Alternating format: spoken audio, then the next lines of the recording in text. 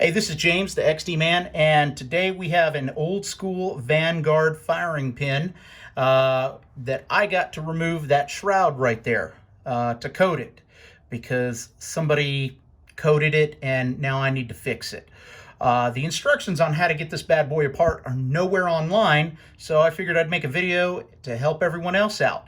Now, a couple things I want to point out to you is that this version of the shroud has two holes in it. And the front hole has a set screw. And the second thing I want to point out to you are the two lugs. I want you to take a look at the timing of the lug on basically right above the spring compared to the sear. It's 90 degrees. The other thing that I'd like to show you is look at the face. It's pretty much even with the shroud.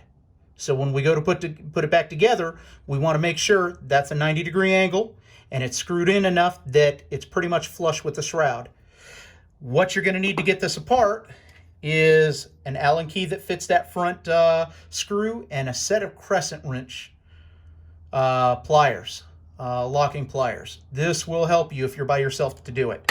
So the first thing we're going to do is just go ahead and remove that front set screw.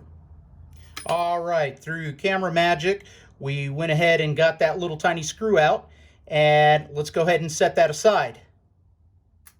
So we got that front set screw taken out. Now, the one thing that I want to tell you, there's a couple different versions of this.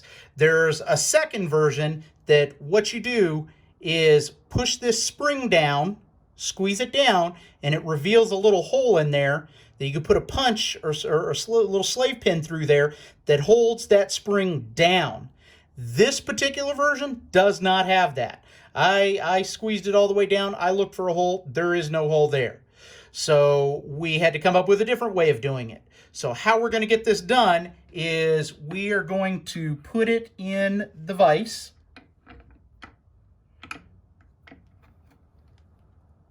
All right, so we got it in the vise. It ain't going nowhere. Basically, I just put it in the flats of the front.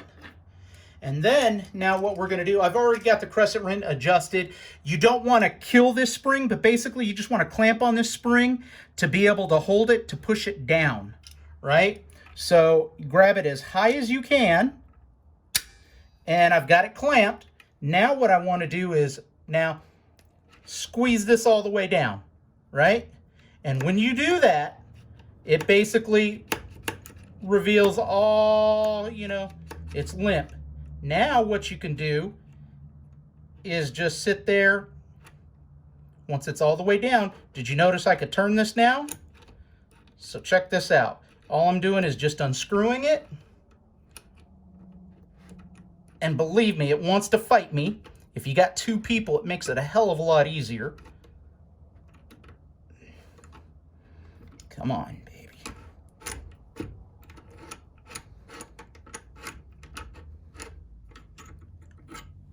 Bam! How do you like that?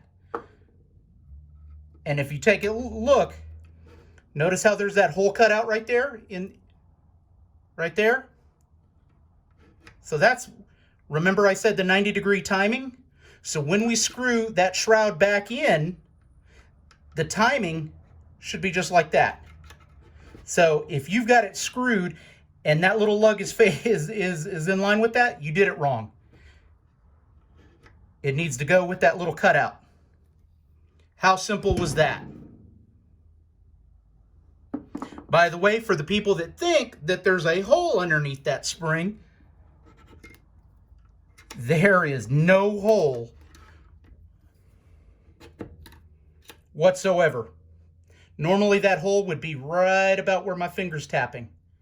And so you put a little slave pin in there and it's doing exactly what the crescent wrench is doing. But this particular version does not have that. So you got to He-Man it down and take it apart.